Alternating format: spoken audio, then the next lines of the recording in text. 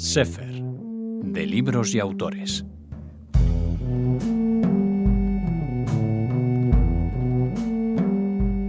Hablamos de nuevo con Mónica González Álvarez. Hola, Mónica. Hola, ¿qué tal, Raquel? Bienvenida a Radio Sefarad. ¿Ya estuviste aquí? Sí, estuve aquí con Guardianes Nazis, hablando de ese libro también.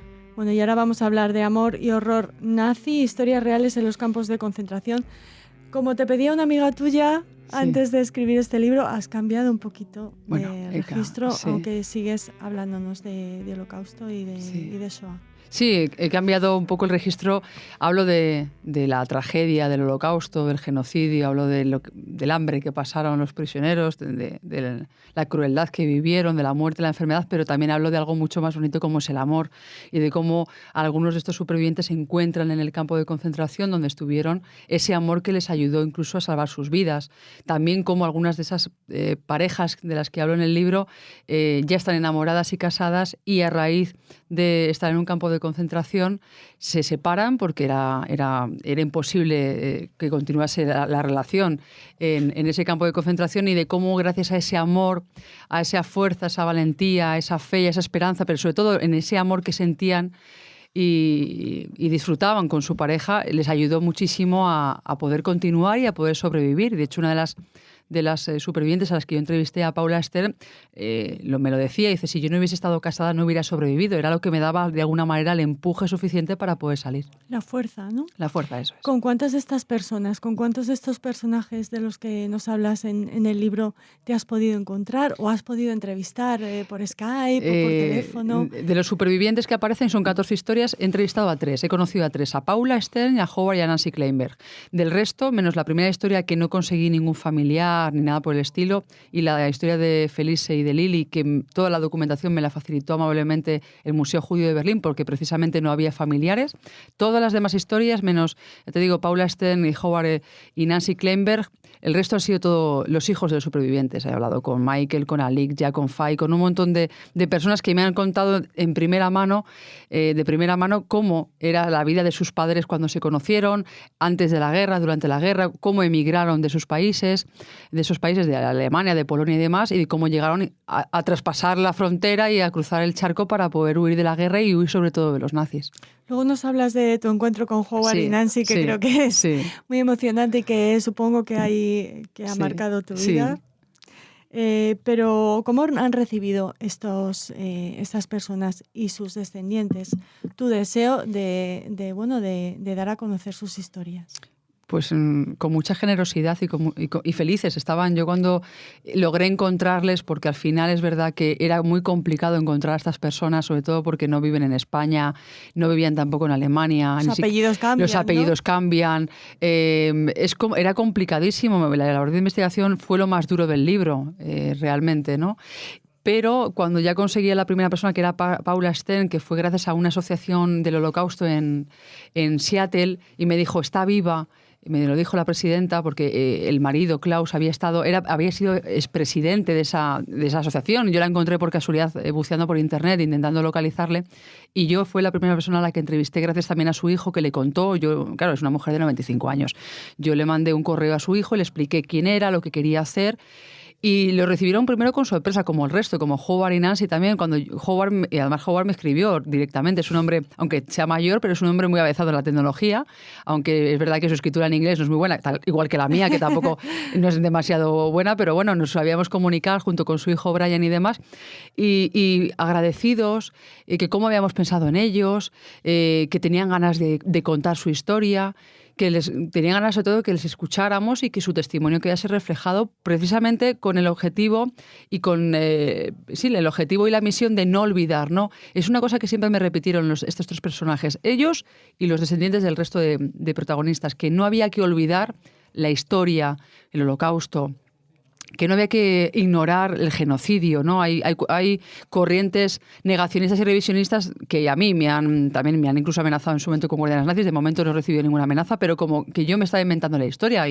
perdón, no, ahí están los datos, ahí están los hechos, aquí están los testimonios en este libro, y yo lo que intento reflejar es cómo vivieron ese momento tan trágico de sus vidas, pero cómo también a la vez el amor les ayudó a salir de esa tragedia y a poder sobrellevar años en un campo de concentración. Algunos de ellos estuvieron hasta 3 años en un campo de concentración y Paula y Klaus estuvieron 28 meses separados sin saber si estaban el uno y el otro vivos o muertos. Claro, historias de amor, también de hermanos que se reencuentran. Sí, de hermanos que se reencuentran después de pues, casi 30, 40 años que uno pensaba que estaba fallecido el otro. Pues por malos... En aquella época no pasa como ahora y también ahora, yo creo. Esos malos entendidos de la época porque no había tampoco teléfonos móviles, no había posibilidad de comunicarse de esa manera tan buena.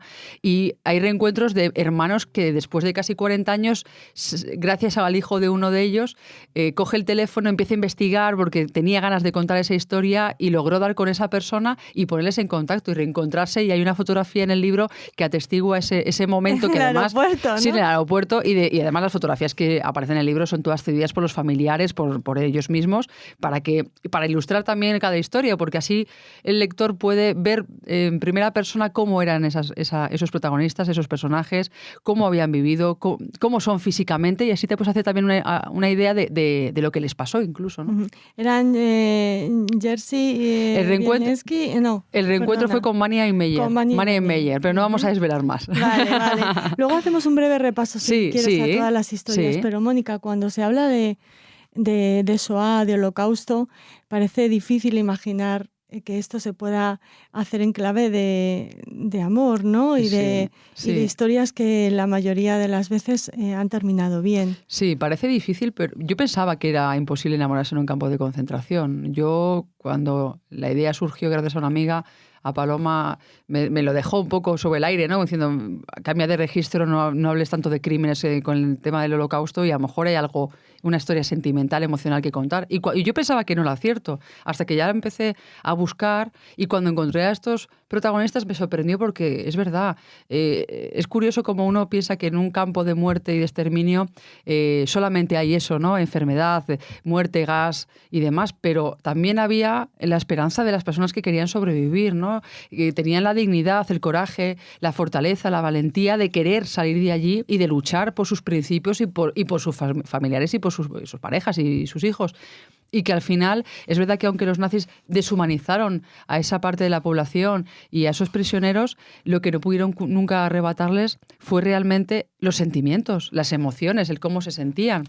Y ese sentimiento tan intangible como es el amor, tampoco se lo pudieron arrebatar, pero ni a ellos ni a muchas personas. Yo he tenido suerte de reencontrar estas 7 historias, hay muchas más, pero es verdad que llama la atención y también este libro es una pieza más de un puzzle tan gigantesco como la Segunda Guerra Mundial y una tragedia tan grande como fue el Holocausto.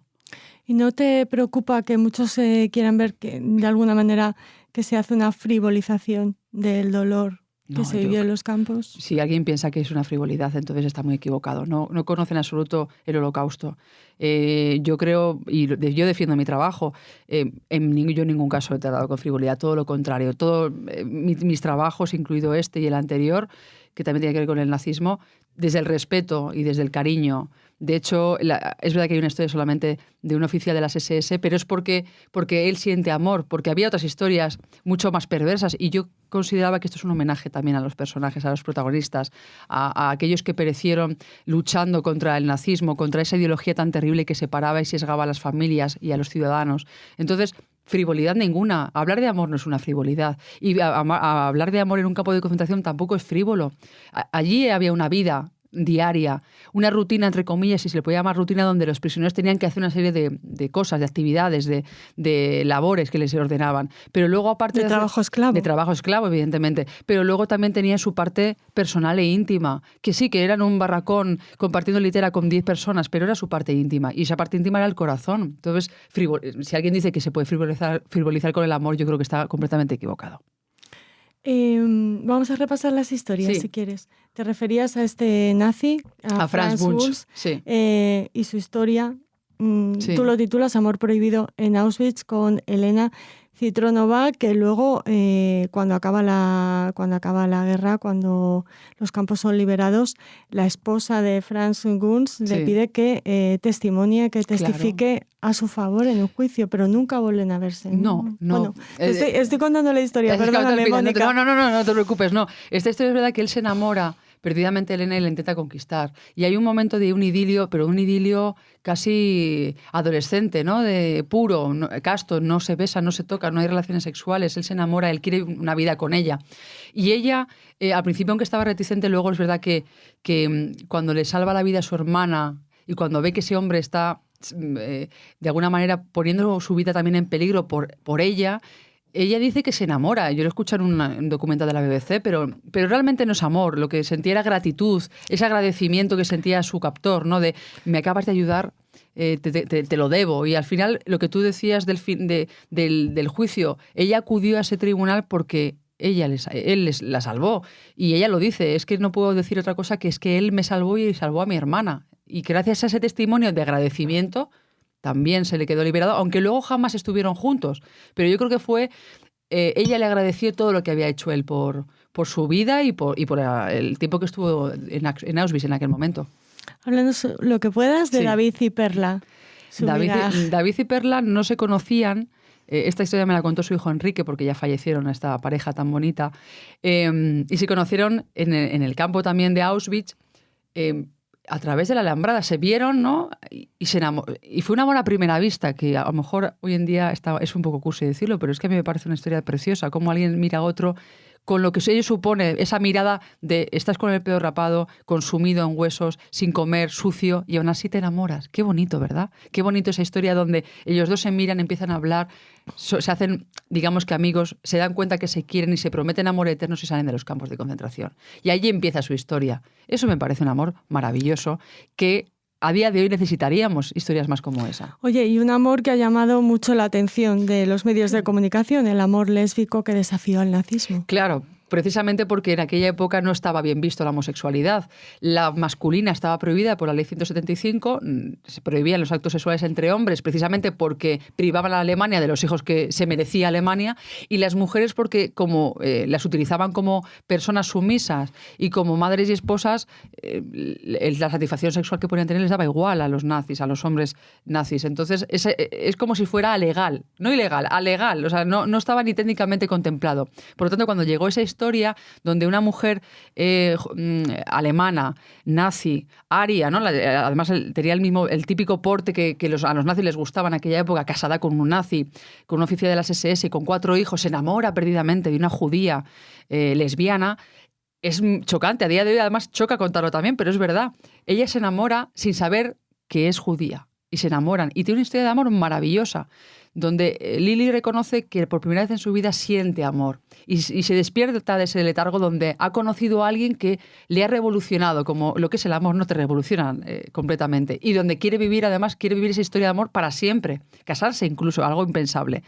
Y lo hacen y viven una historia de amor, hasta que Felice le cuenta que es judía y Lili es verdad que reacciona mal, dice, qué terrible lo que me estás contando, pero también es verdad que luego al momento dice, pero es que yo te amo tanto. Y en ese momento desafía el nazismo porque tira como un vaso de agua, ¿no? Se rompe ese vaso del nazismo y lo elimina de su vida, que eso es maravilloso, que por amor tú quites una ideología tan maligna como fue en aquel momento el nazismo. Seguimos avanzando en el libro. Háblanos de Paula y Klaus Stern. Paula y Klaus es la historia que yo te contaba. Ellos se conocieron antes de entrar en el campo de concentración, en una granja judía donde hacían labores. Para ir a se preparaban para británica, ir, ¿no? Efectivamente. Entonces se preparaban en temas agrícolas, tareas agrícolas, se enamoran, se casan y se prometen que si pasa algo, que se reencontrarán en el pueblecito de Astan, donde es ella. Y llega la guerra, llega la Gestapo, les apresan, les llevan a Berlín, de allí les trasladan hasta Auschwitz, y allí les separan durante 28 meses. Hay una anécdota al principio de esa historia en Auschwitz, de cómo es esas 2 filas de hombres y mujeres a la entrada del campo de concentración y de cómo les están seleccionando, ¿no? Y de cómo Klaus se da cuenta de algo raro que está pasando en esa cola y avisa a su mujer para evitar que la apresen y la maten, ¿no? Y gracias a esa voz de aviso, ella vive y ella se lo agradece toda la vida. A partir de ese momento se separan 28 meses.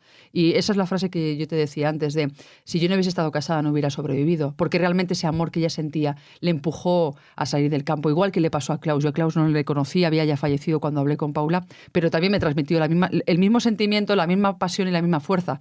Y también Klaus dejó constancia, gracias a asociaciones de las que fue presidente, asociaciones de judíos, comunidades y demás, que no había que olvidar. Él, cuando llegó a Seattle, a Estados Unidos, decía, no hay que olvidar, la gente aquí me está diciendo que olvide la guerra, que olvide a los nazis, que olvide el genocidio.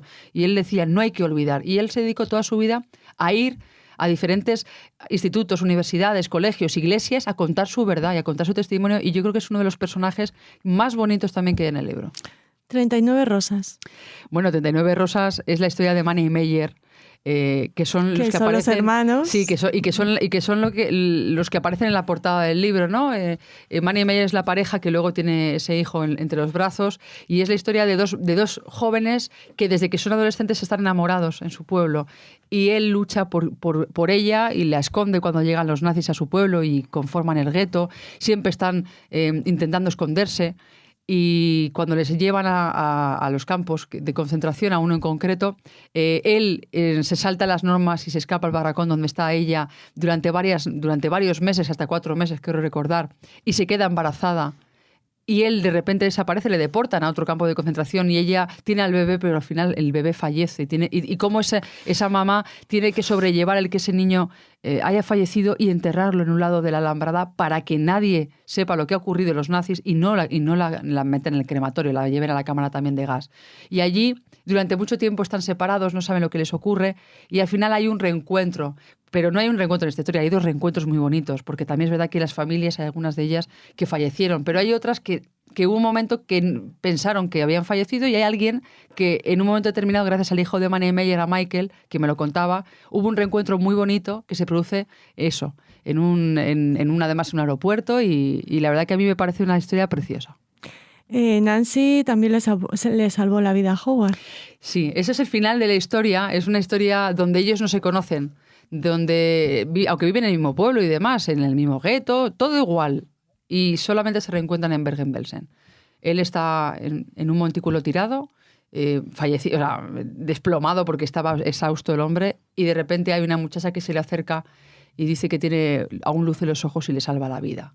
Y con el tiempo ese muchacho y esa muchacha se reencuentran y son Howard y Nancy y mantienen una vida de casi 70 años juntos. A día de hoy todavía siguen vivos y tienen hijos, tienen nietos. Y son una pareja entrañable que a mí me dio muchísimo cariño, muchísimo amor, me transmitieron eso. Y sobre todo, yo les agradezco la generosidad con la que me trataron y con la que me contaron algo tan íntimo como son los sentimientos, ¿no? Y de cómo fue su pase por cada uno de los campos de concentración. Yo creo que alguien te regale algo tan preciado como los sentimientos, como una historia tan íntima, y que confíe en ti para todo esto, yo creo que es uno de los mejores regalos de mi carrera. Pues a menos que quieras añadir algo más, Mónica. Lo único añadir que este libro, aparte de que habla de amor, el amor es atemporal, no da igual que ocurra ahora, en este tiempo, dentro de 5.000 años, hace 5.000 años, el amor es igual para todo el mundo, da igual la religión que tengas, la ideología, el sexo, el género, da igual. Y que el amor al final es el motor del ser humano, no es la política, no es el poder, no es el dinero. Realmente lo que mueve a un ser humano por encima de todo siempre sea el amor de pareja, el amor de hermano, de familia, de hijo. Siempre el amor será por encima de los demás sentimientos, yo creo que el que primará y que el que nunca se va a erradicar de la faz de la tierra. Muchas gracias. Gracias, Raquel.